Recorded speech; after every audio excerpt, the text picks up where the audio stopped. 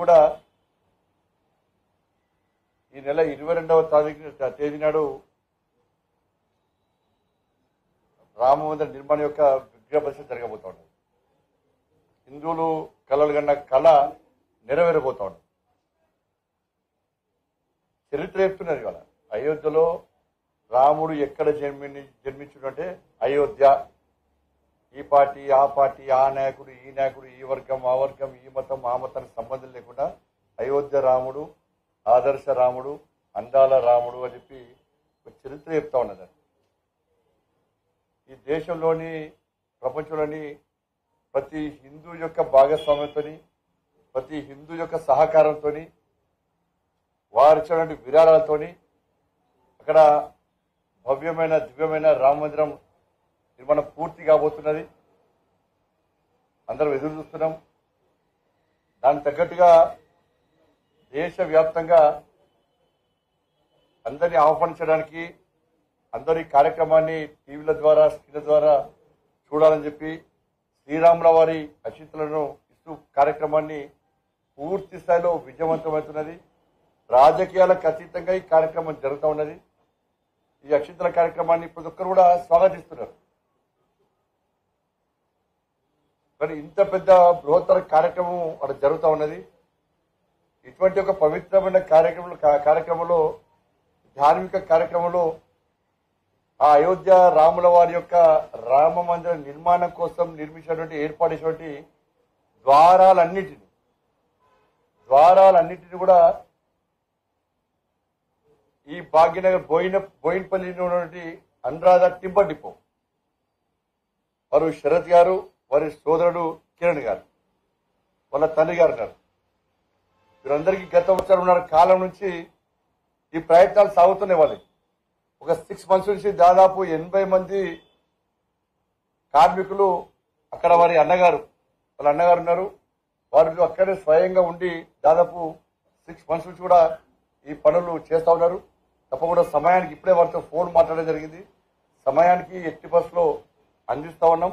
అందరం కష్టపడి ఇష్టపడి భక్తి భావంతో పనిచేస్తూ ఉన్నాం. కానీ ఇంత మంచి అదృష్ట అవకాశం రావడమే గొప్పతనంగా వారు భావిస్తున్నారు. అనేక రాష్ట్రాలు వారి కుటుంబ సభ్యులు అనేక ప్రాంతాలు తిరిగిన తర్వాత చాలా మంది సహకరించాలి. వారికి చివరకు మహారాష్ట్ర ప్రభుత్వాన్ని వారు కలిసి అభ్యర్థించినప్పుడు మహారాష్ట్ర ప్రభుత్వం నాగపూర్లో ఉన్నటువంటి ప్రాంతంలో ఆ ఒడ్డును గుర్తించి బలార్షా అక్కడ గుర్తించి మహారాష్ట్ర ప్రభుత్వం పూర్తిగా వారికి సేవను సమాజానికి చూపట్టే ప్రయత్నం చేయడం బాధ్యత. కాబట్టి పోయి రాముల వారి సన్నిధానాన్ని ఎప్పుడు చూస్తామో, వారు తయారు చేసిన దర్వాజాలను ఎప్పుడు ముడతామో, కానీ వారు తయారు చేసిన వ్యక్తులను కనీసం ముట్టిపోతే మాకు ఇంత పుణ్యం వస్తుందని చెప్పి ఈ విషయం సమాజానికి చెప్పాలన్న ఉద్దేశంతో ఈ రోజుకి రావడం జరిగింది.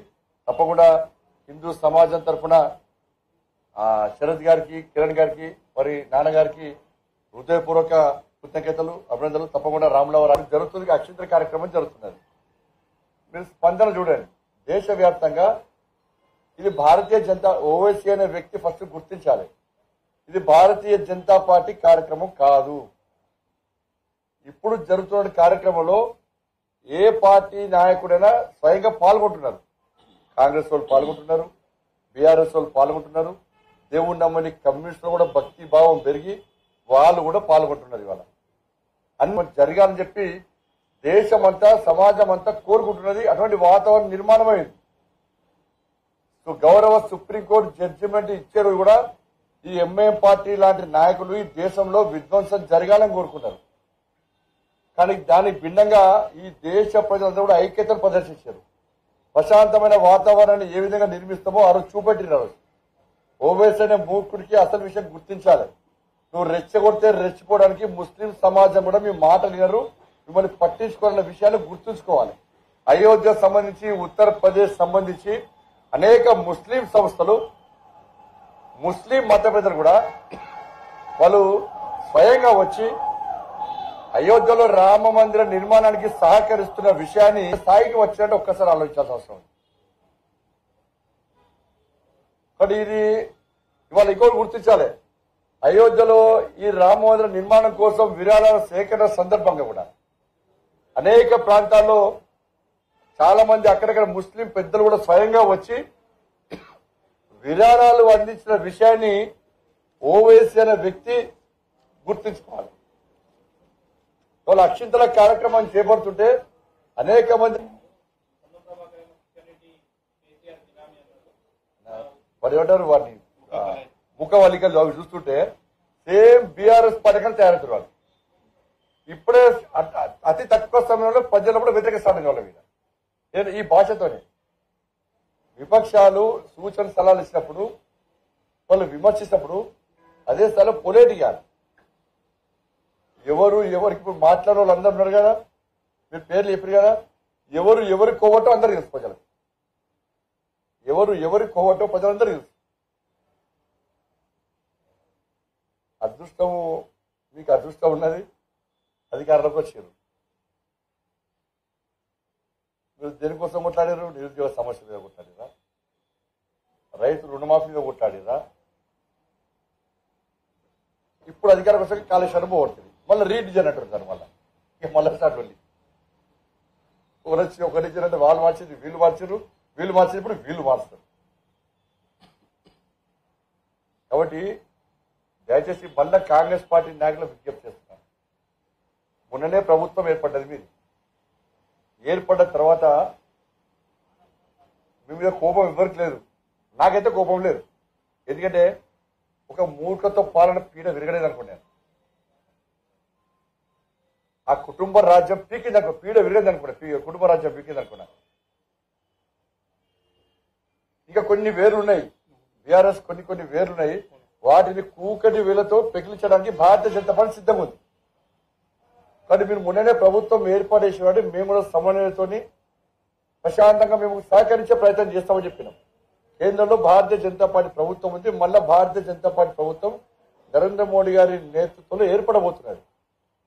కాబట్టి ఇచ్చి పుచ్చుకునే ధోరణి, ప్రజల కోసం మళ్ళీ ఇచ్చి పుచ్చుకునే ధోరణి మళ్ళీ వేరే రకంగా పెట్టకూడదు. ఫిట్టింగ్ వల్ల తెలంగాణ అభివృద్ధికి సహకరించే ధోరణి రెండు పార్టీల మధ్య ఉండాలి, ఈ ప్రభుత్వం మధ్య ఆ ప్రభుత్వం మధ్య ఉండాలి. చాలా మంది మంత్రులు అసెంబ్లీ వేదికగా మాట్లాడారు. గతంలో బీఆర్ఎస్ పార్టీ చేసిన తప్పిదాలను, వాళ్ళ యొక్క అహంకారాన్ని అసెంబ్లీ సాక్షిగా స్పష్టం చేశారు. మళ్ళీ మీరు అదే విధానాన్ని కొనసాగిస్తే మళ్ళీ గది గట్టిపడుతుంది. ఎందుకంటే మేము నరేంద్ర మోడీ గారు క్లియర్ గా క్లారిటీ ఇచ్చింది మాకు, తెలంగాణ రాష్ట్ర అభివృద్ధికి ఏ పార్టీ ప్రభుత్వం ఏర్పడ్డా మనం సహకరిద్దాం, రాజకీయ పరంగా విమర్శ చేసుకున్నప్పుడు కూడా మనం సహకరిద్దాం. కష్టపడి తెలంగాణ రాష్ట్రాన్ని సాధించుకున్నారు, ఎన్నికలు అయిపోయినాయి, రాజకీయాలు వద్దిగా నరేంద్ర మోడీ గారు మాకు క్లియర్ గా చెప్పారు మాకు. కానీ కాంగ్రెస్ పార్టీ ఆది నాయకత్వం వీళ్ళకి చెప్తలేనట్టున్నది.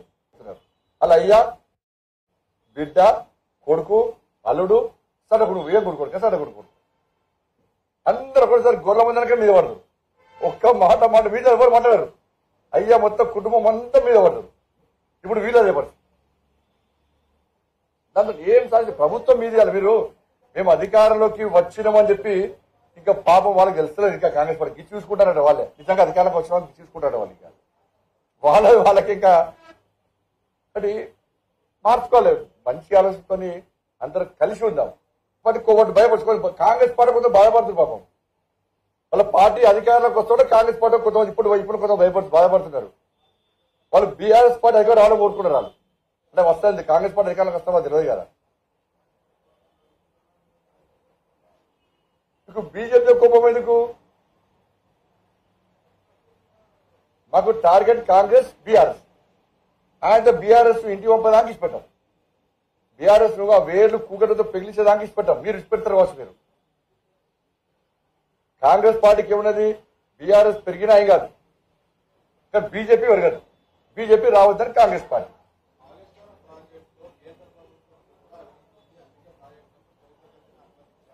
రాదు. అదే మళ్ళీ ప్రభుత్వం సిబిఐకి ఇవ్వని రాదు. ఎందుకు మరి? ఇప్పుడు సిబిఐకి ఇవ్వచ్చు కదా, సిబిఐకి ఇవ్వచ్చు కదా. మరి వాళ్ళదే కదా, ఇప్పుడు ప్రభుత్వం వాళ్ళదే. మరి ఇప్పుడు విచారణ చేసి కేంద్రం ఏంది, రాష్ట్రం ఏంది, పాకిస్తాన్ ఏంది, బంగ్లాదేశ్ బయట పెట్టచ్చు కదా ఏంటన్నది.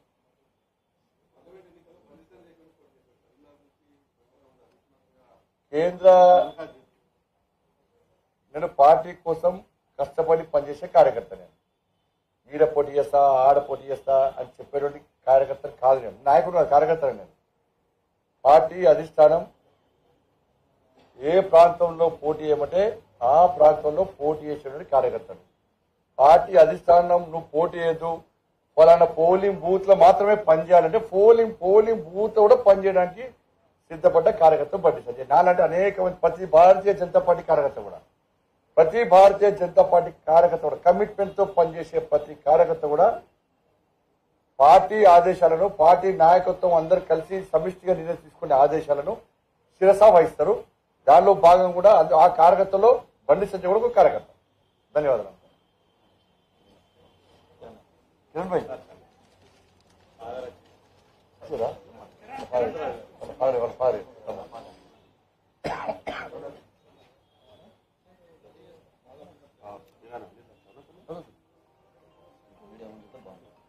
రండి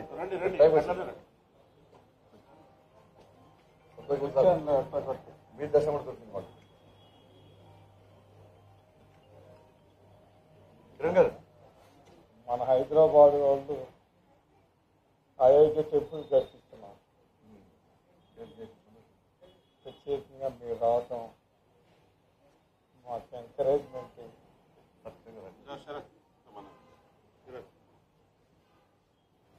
మైదా చాలు.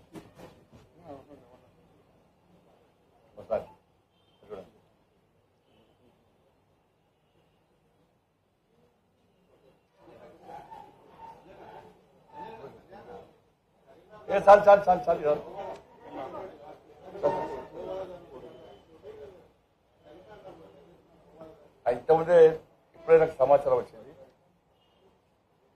31 డిసెంబర్ రోజు కరీంనగర్ లో తిమ్మాపూర్ మండలంలో పాపం ఆ కుటుంబము ఆ గోవును సాగుకుంటుంది. ప్రతిరోజు పూజ చేస్తారు. వాళ్ళు ఇంతకుముందు వీడియో ఇచ్చినారు.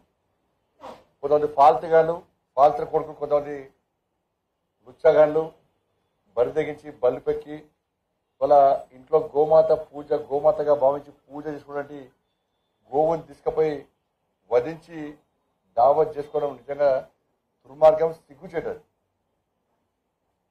నిజంగా నాలాంటి ఉండదు మాత్రం అటువంటి పాల్తకాలం పట్టుకొచ్చి పబ్లిక్ లో పనిష్మెంట్ ఇచ్చేవాడిని. ప్రభుత్వం క్షమించదు, దీన్ని తీసుకోవాలి. ఏదో గోవు కదా అని చెప్పి మీరు భావిస్తే చూస్తున్నాం. నేను కూడా వేడి చేస్తున్నా. దీన్ని ఇంకా నడి బజార్లో ఉన్న శిక్షించని వాడిని. అరే ఇంట్లో గోమాతను పూజ చేసుకుంటే ఆ గోమాతను తీసుకుపోయి దొంగతనంగా రాత్రి కూడా ఎత్తుకపోయి చిన్న పిల్లాడు ఏడుస్తున్నాడు, గోమాత నేర్చున్నాడు. ఈ పాత్ర కొడుకులను క్షమించే పట్టుకనే ఈ సమాజం పెడతారు. ఇక కొంతమంది ఉంటారు, ఇక హిందువులు మేము హిందూ కట్టని చెప్పుకుంటారు. ఇంట్లో పడ్డారు, వాళ్ళు బయటకు వెళ్ళరారు. కానీ దుర్మార్గమైన చర్య. దీన్ని ఆశామాషిగా తీసుకోవద్దు. ఇంట్లో పూజ చేసుకునేటువంటి ఓ గోవుని తీసుకుపోయి నిర్దాక్షిణ్యంగా ఆలోచిస్తుంది. అంటే కాంగ్రెస్ పార్టీ ప్రభుత్వంలో కూడా మన బతుకు గింతే. గోవులను చంపినా, మనుషులను చంపినా, హిందూ దేవులను కించపరిచినా, హిందూ ధర్మాన్ని అవమానాలకు గురి చేసినా, హిందూ సమాజాన్ని చీల్చే ప్రయత్నం చేసినప్పుడు కూడా, హిందువుల మీద దాడి జరిగినా కూడా, హిందువులను హీనంగా చూసినప్పుడు కూడా మన బతుకు గింతే అని చెప్పి హిందూ సమాజం భావించే ప్రమాదకర పరిస్థితులు వస్తాయి. కాబట్టి అక్కడ జరిగిన సంఘటనను చాలా సీరియస్ తీసుకోవాలి. ఆ ఫాల్తుగాలను తీసుకురావాలి, పబ్లిక్ లో శిక్షించాలి. ఇంకొకసారి ఇటువంటి చేయడానికి ఇంకోటి సాహసించదు. అట్లా చేస్తే హిందూ సమాజానికి కాంగ్రెస్ పార్టీ ప్రభుత్వం విశ్వాసం, నమ్మకం ఏర్పడుతుంది. లేకుంటే హిందూ సమాజం రోడ్ల మీద ఎక్కి ధర్నాలు, ఆందోళన చేసే పరిస్థితి వస్తే ఆలోచించండి. 80% మీరు అనుకుంటారు కావచ్చు, మేము వీళ్ళు ఓట్లేస్తేనే గెలిచినాం, మేము వాళ్ళు ఓట్లేస్తేనే గెలిచినాం, 12% వాళ్ళు ఓట్లేస్తేనే గెలుస్తాం మీరు అనుకోవచ్చు. కానీ 80% ఉన్నోళ్ళు అలర్ట్గా రాసి పెట్టుకోవాలి. ప్రభుత్వం కాంగ్రెస్ పార్టీ కానీ బీఆర్ఎస్ పార్టీ కానీ మీరు గ్రహించాలి, ఆలోచించాలి. మీరు 80% ఉన్నటువంటి ఓటు బ్యాంక్ ఉన్నటువంటి హిందూ సమాజం ఆలోచిస్తున్నది, ఇంకా ఆలోచిస్తున్నది, వేచి చూస్తున్నారు. వాళ్ళు కూడా మీరు గోవుని చంపినా ఎవరు ఏం చేస్తా కూడా మీరు పట్టించుకోకుంటే ఓటు బ్యాంక్ మారితే ఆ తుఫాన్లో కొట్టుకోపోతారు. మీరు రాసి పెట్టుకున్నారు. కాబట్టి గోమాతను వధించినటువంటి ఆ దుర్మార్గులను వెంటనే అరెస్ట్ చేసి రిమాండ్ చేయడం కాదు, ఏ విధంగా శిక్షించాలో వాళ్ళని శిక్షించండి. మీరు శిక్షించారనుకోరి ఏ జరగను గది జరుగుతుంది. దానికి అప్పుడు మీరు కేసు పెట్టడం మా వాళ్ళు జైలు కూడా సిద్ధమే, రాసి పెట్టుకోరు. జై శ్రీరామ్. కలిసండి.